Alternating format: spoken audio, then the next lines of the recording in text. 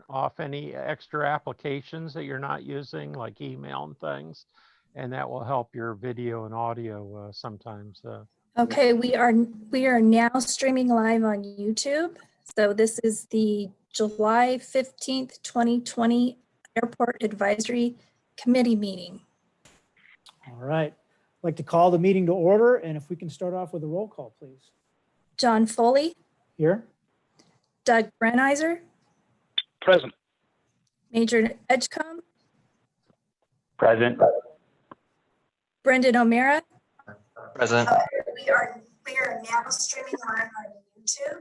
So this is the July 15th, 2020 Airport Advisory Committee meeting. I hear you on YouTube. I'd like to call the meeting to order, and if we can start off with a roll call. Sorry about John Foley. Here. Doug Brenizer.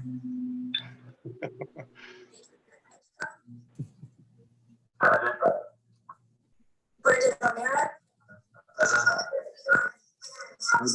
Kat Pence. Present.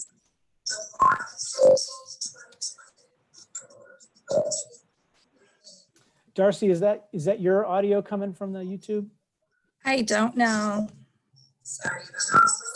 YouTube up on your computer? Yeah, it is. Maybe just mute it if you can, because I think that's what Unfortunately, I can't. Ooh. Okay, go through the roll call and then maybe just mute yourself. And Yeah. then maybe well, we won't hear it anyway.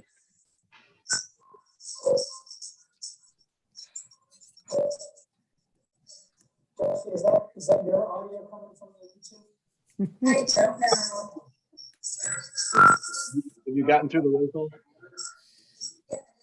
Yeah, you want to just run through it real quick. I think we just have a couple more to.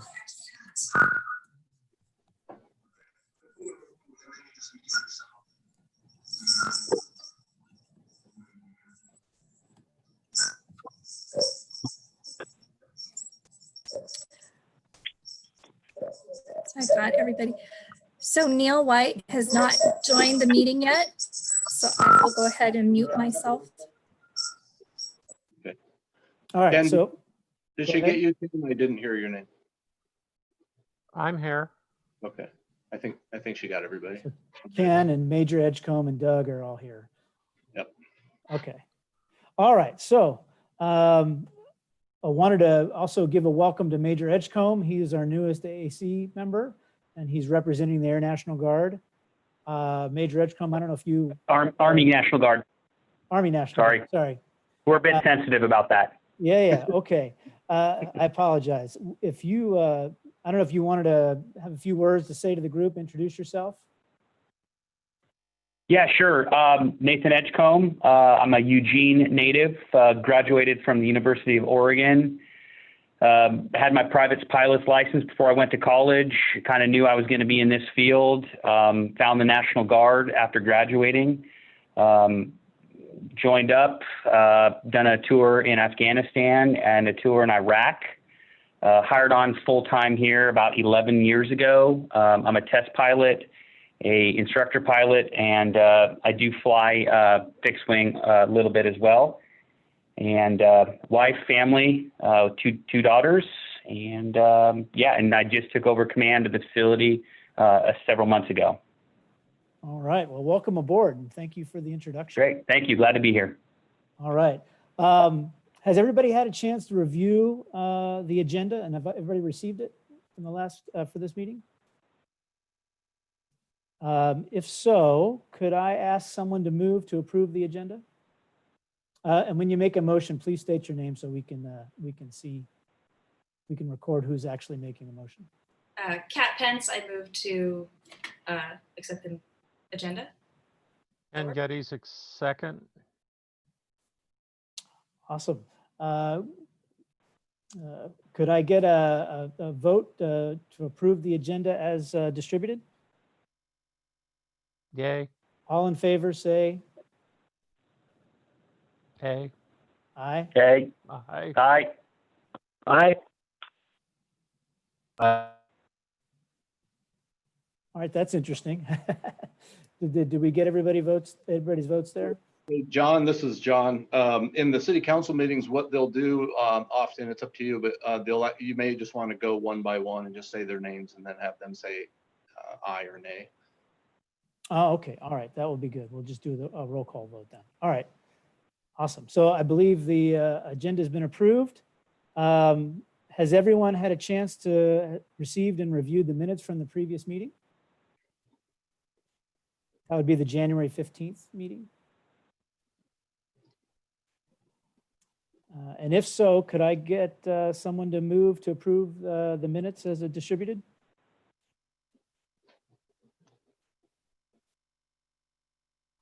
Ken Geddes moved to approve. Doug Brenizer, second. Excellent.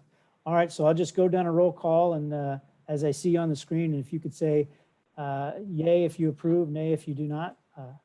Kat Pence, Cat Pence, yay. Ken Geddes, Yay. Major Edgecombe, Yay. Doug Brenizer, Yes. Yay. Brendan O'Mara, Yay. and John Foley is yay.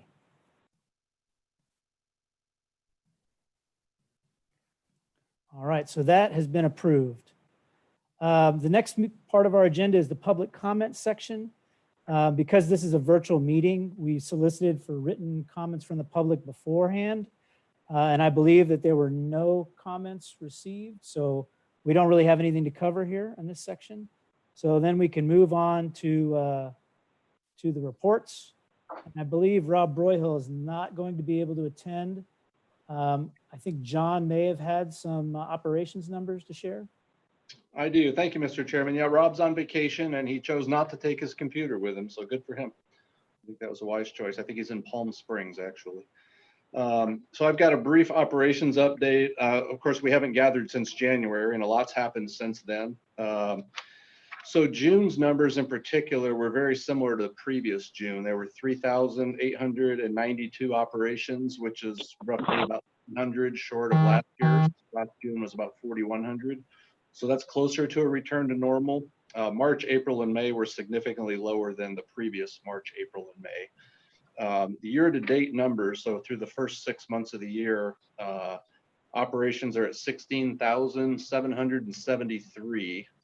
Year-to-date 2019, we were at 19,818. So roughly 18% lower than last year. March, April, and May were significantly lower. I don't have the specific numbers in front of me, but January, February, and June were pretty close to normal. So whatever that means, it feels like, as you would expect, that a lot of folks just did not fly during the quarantine time, but that people are starting to return to flying in June. We've noticed anecdotally just more business jet activity now than there had been in the past 3 months. So I think probably companies have found ways to move their employees around for meetings, disinfect the plane and wear masks and be socially distant. So the 4 months, March, April, May, and June, year to date over last year was about 25% lower. So it was a 25% cut in operations, which obviously is not good for us. It's not good for the fuel sales folks. But hopefully we'll see how July shakes out, but hopefully we're seeing a return to normal. And so that's all I've got for operations numbers, unless there's any questions. I don't have any other information from Rob regarding the tower. I do know that all of their staff have continued to come to work. They're obviously taking all the necessary precautions, haven't had any illnesses or anything like that. So as far as I know, they're business as usual up there in the tower. All right. I guess John had distributed his airport manager report along with the agenda. Did everybody have a chance to look at that? And were there any questions related to the airport manager's report or anything that might not be covered that you have questions about? Mr. Chairman, if I may, a quick addendum because it happened subsequent to my report going out. Some of you on the call, I know Kat in particular, and Doug and Brendan, some of the hangar owners are aware that we had I don't want to call it a rash of break-ins last week.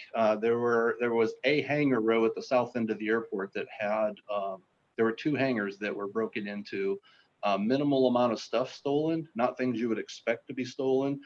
There were a handful of other hangars that had been attempted to get broken into, attempted to be pried open. So I notified all of the hangar tenants. We notified the Salem Police Department. We asked for increased patrols, took all the pertinent steps. And so I just wanted to make the AAC, I think I copied the AAC on that email that I sent to the tenants. So hopefully all of you saw that. We haven't had any additional reports since last week. We've increased our patrols at nighttime too. The police department has, and I've asked all the tenants to just be more vigilant and be seen. You know, hopefully it was just an isolated incident. But I wanted to just add that to my report in addition to what I had mailed out. And as always, happy to field any questions if there are any. Do you think it was people walking in or driving in? I don't know. The people down there suspect that it was possibly a contractor that had been on the field prior.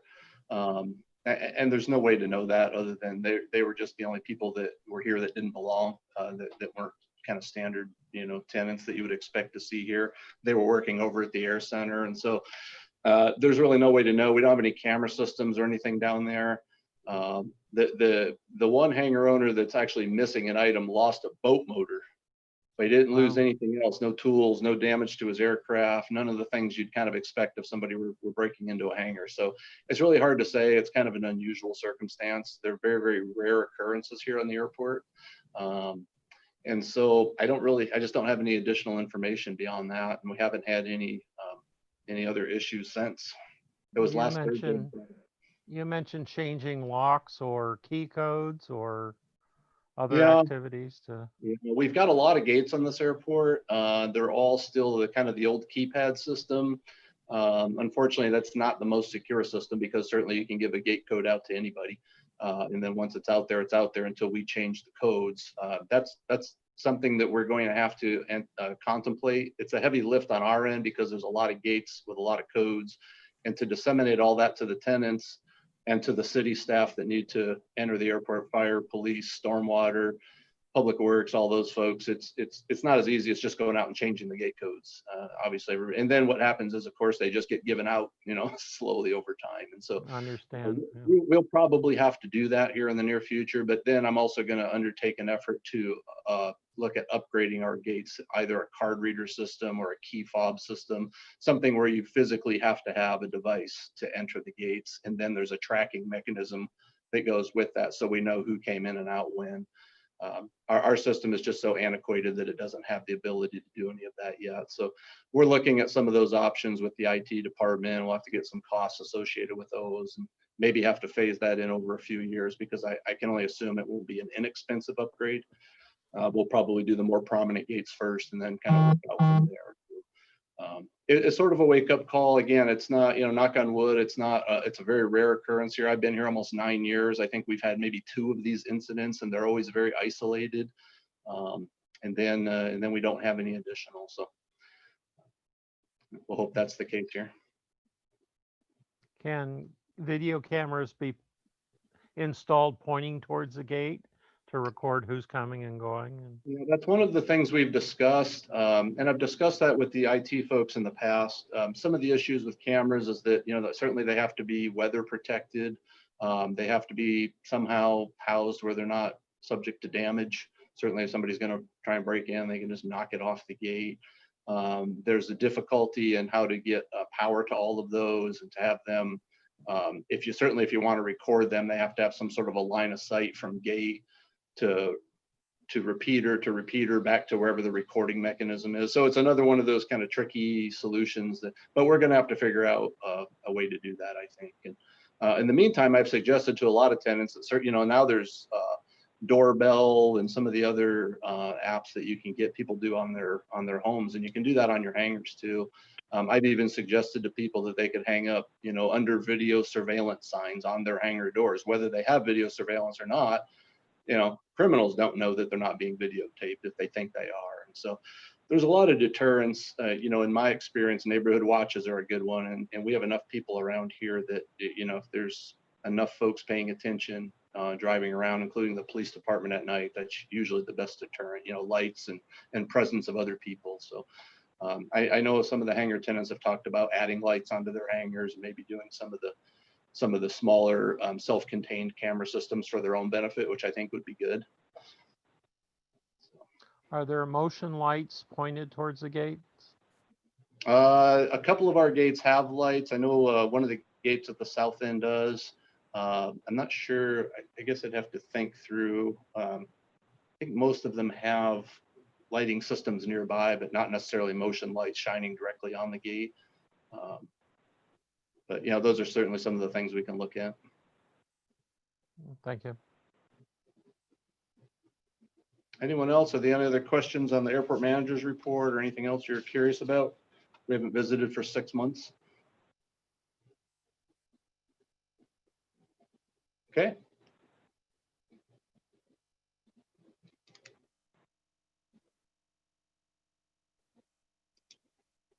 John, you're muted. You're muted, John. There you go. Yeah. I forgot Darcy muted me.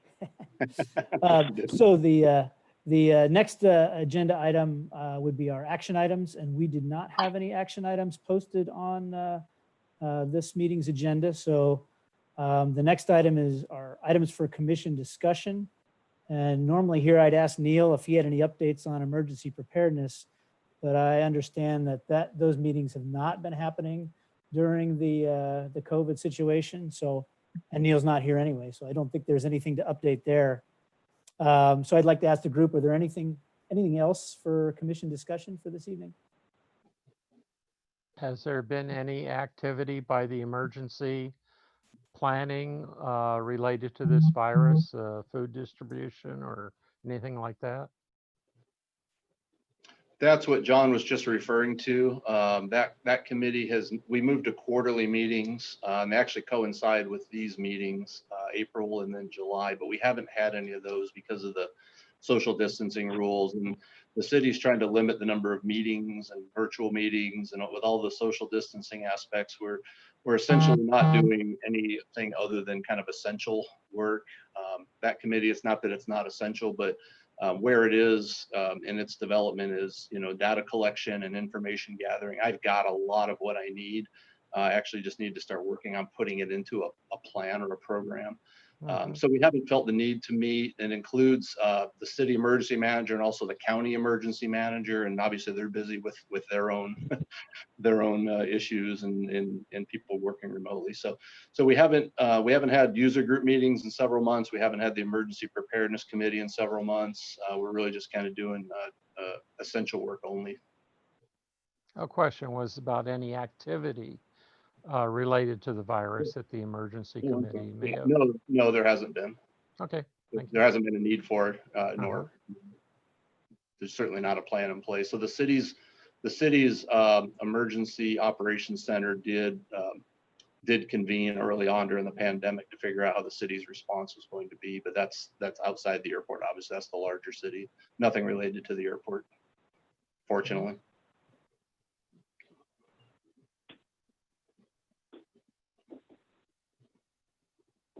Okay, John, back to you. All right, were there any other items for the commission discussion?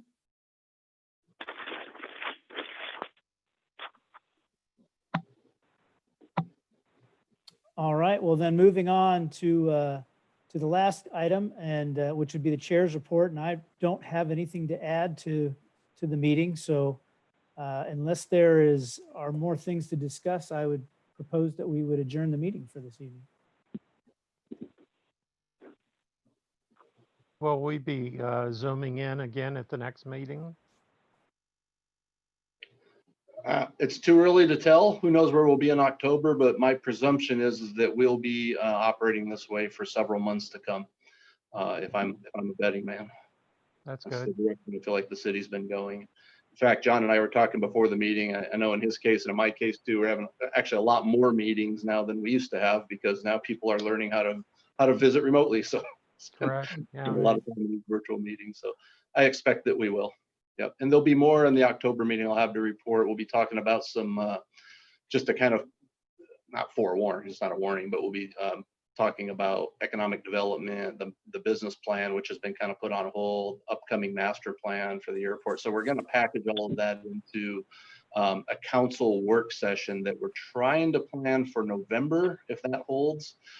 Essentially, really, maybe a simple way to kind of describe it is that the city council has kind of asked for all of the airport and economic development things brought to them in one work session so that they can just hear from us and ask questions, because so much stuff has been postponed, not just from the airport, but also from city economic development. So I'll have more information on that in the October meeting, kind of what that means and what kind of topics we'll be talking about. But I certainly want to make sure the AAC is aware, so that when we go talk to council, you've been made aware of it as well, and you certainly can join into those meetings too. I assume that'll be virtual, but we'll have to wait and see what the fall holds. And quite frankly, we'll see if November actually happens, because I've been postponed several times now between homelessness and pandemics and riots and things. So it's all up in the air right now. John, do you see anything in the business plan, airport business plan, changing as a result of COVID? I don't think so, John. I mean, most of what's in there is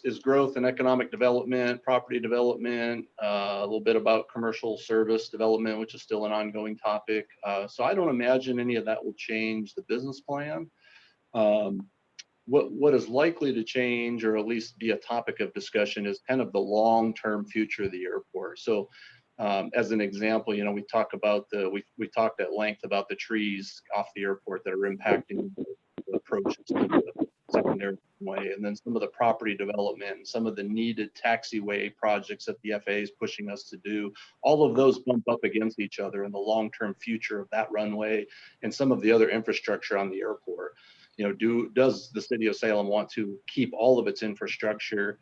And if so, can we afford to maintain it all, because it's not all grant eligible any longer? And so last fall, when I visited with the FAA, we got into kind of a lengthy discussion about revisiting our master plan. The previous master plan was, this was before any of us on the phone were here. That was really geared around the desire for commercial service, for a longer runway, maintaining all of our current infrastructure, expanding our terminal, all of those things. Well, since that time, a decade has passed, and we've seen, that hasn't come to fruition. And so now there's a discussion about, at the FAA level anyway, about how much of the airport we should continue to maintain. And the city, of course, needs to decide how much money it wants to spend on maintaining its existing infrastructure. So, for instance, there's no point in going and trying to remove trees or do multi-million-dollar taxiway improvements for a runway that may not last 20 more years. Or do we realign taxiways here if we think we need to build hangars there, because there's going to be a need for more hangar space at some point. So where does all that go? And so when you start getting into that level of discussion, you start getting into master plan type issues. And while we typically wouldn't do a master plan update 10 years after the previous one, unless you're a big commercial service airport, we're thinking we might in the next 4 or 5 years have to undertake a master plan update. But first we need to talk to the council.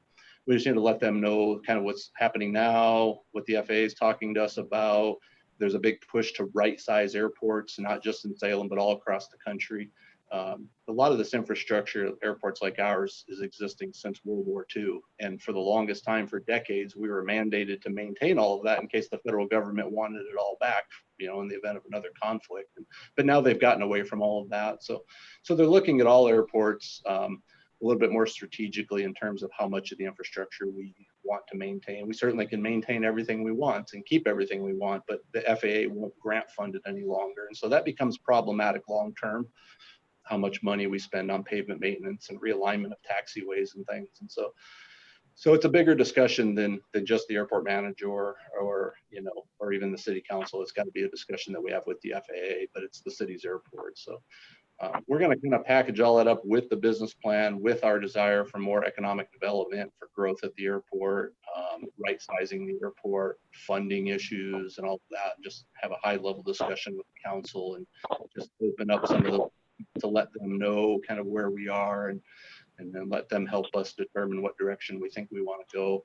Probably get their blessing on a master plan update that would occur, I would say, in probably 2023, 2024, maybe like that. So we're way out in front of it, but I wanted to let the AAC know so that we can talk about it more in the October meeting. I may even have a consultant join us, one of our planning consultants up in Portland. And then that way we will all be prepared to have the council work session in November if it does happen in November. Okay, so this would be something we would have on the agenda to discuss in preparation for the Yeah, November. probably a presentation. Yep. So that's kind of a long way of saying that the business plan, the question you asked is just rolled up into all of that. We're going to talk to council about everything all at once, get their blessing on everything, and then kind of move forward in whatever direction they tell us to move forward in. So. And really, we've talked in the past, several of us have talked about, the value of this committee. And this is going to be one of those instances where there is a lot of value because I've got local tenants and pilots on phone. I've got, folks like you, John, that work at a business here on the airport. We've got the citizen, Ken, who's the Ward 2 representative that lives near the airport. And so the council wants to hear from all those disparate groups and what their opinion is on many of these topics. And so that's where a lot of the value to the city council is going to start making a difference. Okay. Well, thank you. That was a good discussion, and I guess I look forward to seeing what we see at the next meeting on this topic because I think it'll be very interesting. That said, is there anything else we needed to discuss as a commission? I think we were fairly ready to adjourn. Not hearing anything, Ken Geddes, so we'll move to adjourn. All right. Do we need a move and a vote for that? That's always been a standing question. I don't think it's in our bylaws, but a lot of committees do move and second to adjourn, so we certainly can. All right. Well, we have a motion. I have a Do we have motion. a second? Needs a second? I'll second Cat Pence. All right. Well, then I get to do a roll call vote again. All right. So we'll go through and I'll call you by name and you indicate whether you're in favor or not of adjourning the meeting. Cat Pence? Aye. Ken Geddes? Aye. Brendan Amara? Aye. Major Edgecombe? Aye. Doug Brennerser? Aye. And John Foley, aye. All See you right. in 3 months. All right. With that, thank you very much for your time this evening. And yeah, we're adjourned. Thanks. See you later. Major. Good night.